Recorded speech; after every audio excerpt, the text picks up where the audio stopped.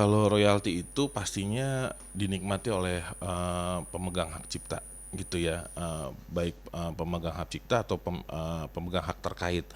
Jadi memang royalti itu merupakan hak ekonomi yang harus didapatkan oleh mereka pemegang hak cipta atau pemegang hak terkait. Jadi memang itu udah saklek gitu, gitu kira-kira. Kalau untuk proses pembayarannya sendiri mungkin seperti apa, Bang? Kalau proses pembayarannya pastinya kita ini mungkin saya bisa apa namanya sebentar mengacu ke ini keputusan Kementerian Hukum dan HAM bersama dengan Lembaga Manajemen Kolektif Nasional. Di situ udah ada tarif royaltinya dari pertokoan, dari apa namanya hotel dan sebagainya, konser musik. Nah, kita mengacu ke situ. Tahun 2016 itu Permenkumham 2016. Kita mengacu ke situ, udah ada tuh bagaimana rumusannya bagi si user dan LMKN, baru dari LMKN ke LMK barulah didistribusikan ke para pemegang hak cipta ataupun pemegang hak terkait gitu. Berarti untuk pembayarannya itu dibayarkan dari pihak user, Yes. misalkan kafe atau konser Mm-mm. itu gimana, Bang? Pastinya dari situ. Jadi kalau misalnya dari konser musik gitu ya kita ngobrol nih. Misalnya nih saya kutip ya, tarif royalti bagi konser musik itu penjualan tiket dihitung berdasarkan hasil kotor penjualan tiket, gross tiket dikali 2% ditambah dengan tiket yang digratiskan dikali 1%. Nah, pembayaran royaltinya itu minimal 1 tahun sekali. Jadi kalau ada beberapa konser ya jadi dihitung aja kan gitu ya. Dari berarti setahun sekali gitu. Nah, ini saya ngutip dari ke apa namanya lampiran Kemenkumham tahun 2016. Nah, ini masih berlaku. Nah, habis itu misalnya konser musik gratis juga terpisah lagi terbagi. Misalnya dihitung berdasarkan biaya produksi musik dikali 2%.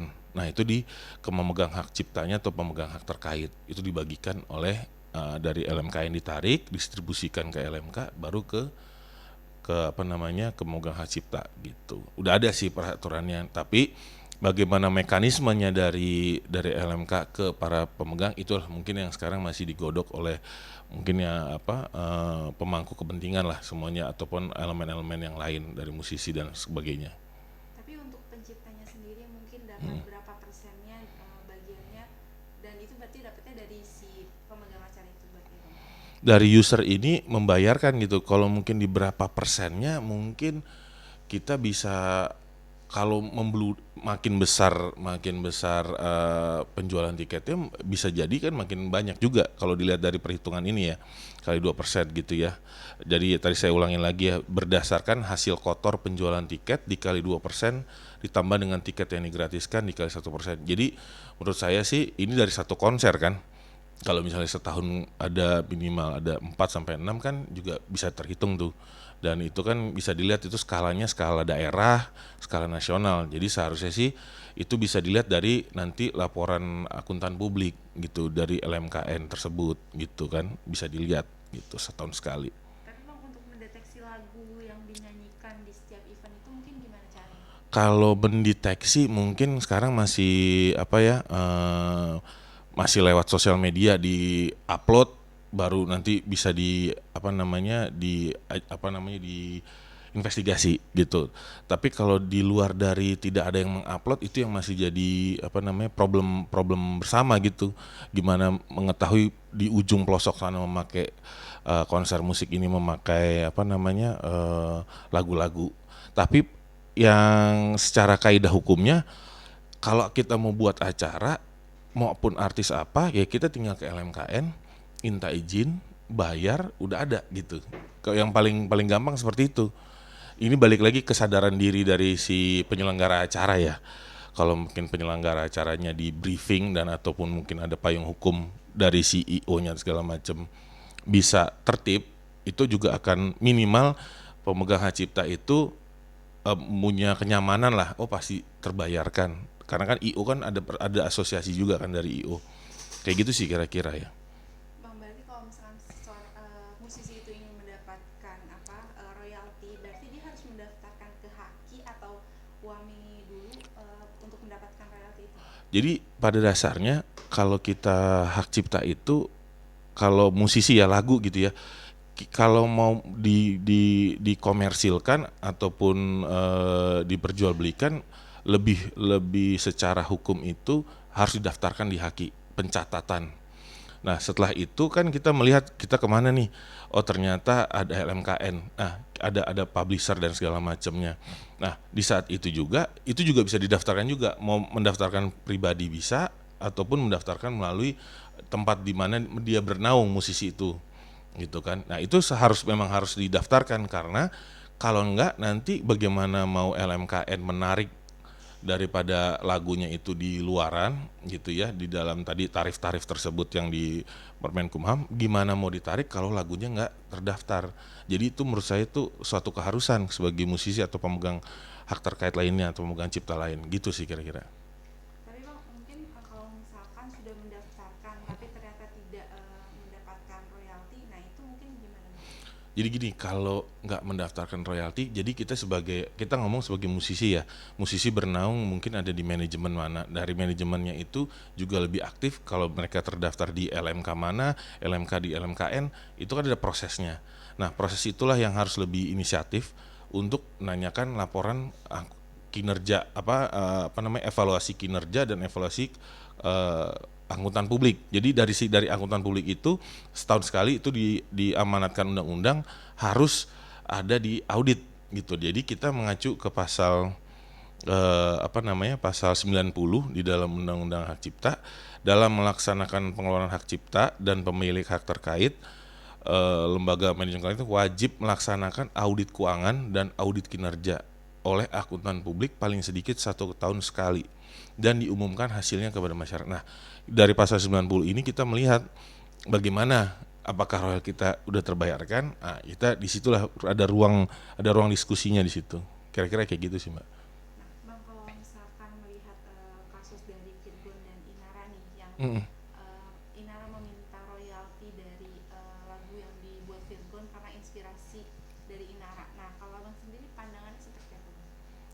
Kembali lagi gitu, dalam ada hak ekonomi, ada hak moral gitu ya. Ya, saya belum tahu banget dalam kasus tersebut apakah hak ekonomi atau hak moralnya itu pemegang hak cipta atau pemilik hak ciptanya itu adalah Virgon atau bersama dengan Inara berdua. Kalau berdua ya iya. Tapi kalau hanya Virgon aja, menurut hemat saya secara hukum hal tersebut tidak bisa terjadi gitu, karena kalau dari sisi inspirasi banyak orang terinspirasi, jadi nanti akan jadi bias. Jadi kalau saya terinspirasi sama Tuhan, ya nanti saya mau bagi ke Tuhan atau bagaimana gitu kan.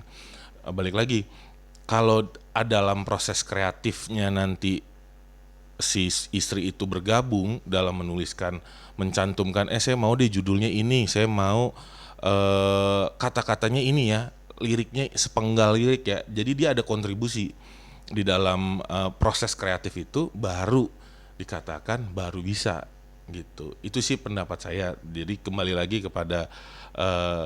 saya kembali kepada undang-undang sih, kira-kira seperti itu.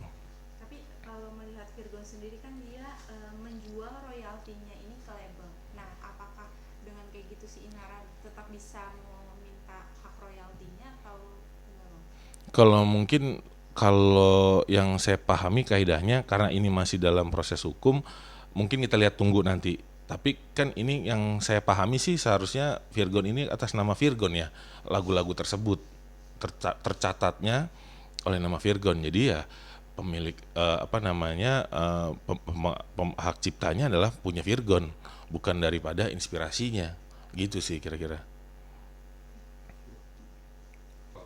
Bang, mungkin boleh digambarkan secara umumnya gitu perhitungan untuk royaltinya pada setiap konser tuh seperti apa Bang? Oke, kalau mungkin konser musik ya, mungkin saya bacain dulu di lampiran Kemenkumham RI tahun 2016 ya, tentang pengesahan tarif royalti untuk konser musik. Jadi di sini dasar penetapan tarif royalti mempertimbangkan rujukan yang berlaku secara internasional. Ini ada itu, masukan dari lembaga manajemen kolektif, dan masukan dari user pengguna, berarti yang IO, dan D kepatutan dan rasa keadilan. Nah, itu dituangkan tuh dari 4 unsur itu. Penetapan jumlahnya itu berdasarkan apa? Berarti ada dua, konser musik yang dengan penjualan tiket, ada juga konser musik yang gratis, yang charity dan sebagainya. Nah, mungkin saya bisa kasih gambarannya. tarif royalti bagi konser musik dengan penjualan tiket dihitung berdasarkan hasil kotor penjualan tiket, gross ticket box, dikali 2%, ditambah dengan tiket yang digratiskan, dikali 1%. Itu untuk konser musik dengan penjualan tiket. Kalau tarif royalti konser musik yang gratis, berdasarkan biaya produksi, biaya produksi musik, dikali 2%. Nah, posisinya tarif royalti ini dibayarkan minimal setahun sekali.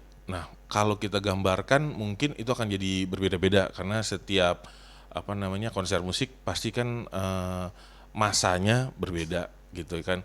Dan balik lagi dari pihak pemegang ciptanya juga harus berkoordinasi juga gitu kan. Udah berapa kali dari LMKN-nya juga kan ditarik gitu kan. Jadi ini agak berbeda-beda sih menurut saya sih. Jadi belum bisa saya gambarkan secara utuh gitu. Tapi lampirannya udah ada gitu keputusan LMKN dari Permenkumham 2016. Kira-kira gitu sih, Mbak.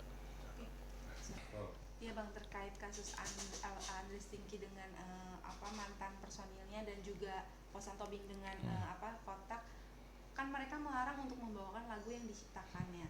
Nah, kalau misalkan dari pihak penyanyinya tetap kekeh menyanyikan, apakah dari pihak penciptanya itu bisa melaporkan atau menuntut?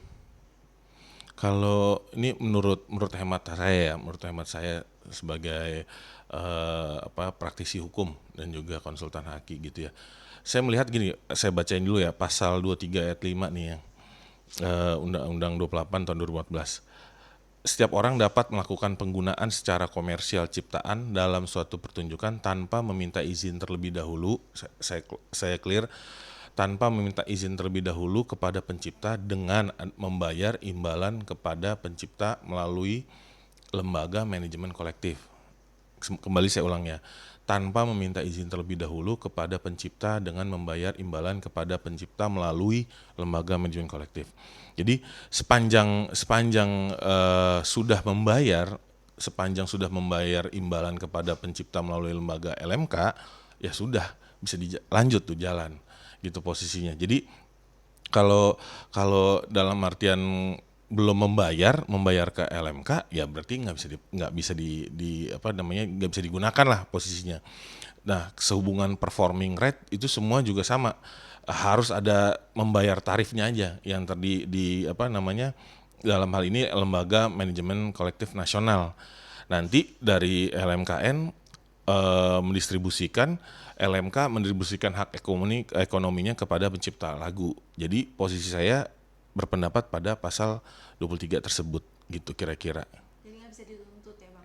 Menurut saya kembali lagi karena di pengadilan itu orang mempunyai hak untuk mengajukan gugatan ataupun tuntutan, tapi kan nanti di persidangan punya haknya boleh mengajukan, tapi nanti diputusnya bagaimana ya kita kan mengacu kepada undang-undang ya tadi pasal 23 ayat 5 itu, sepanjang sudah melakukan pembayaran imbalan kepada LMK gitu. Kira-kira supaya nggak salah menginterpretasikan aja sih gitu, tapi ini menurut hemat saya seperti itu.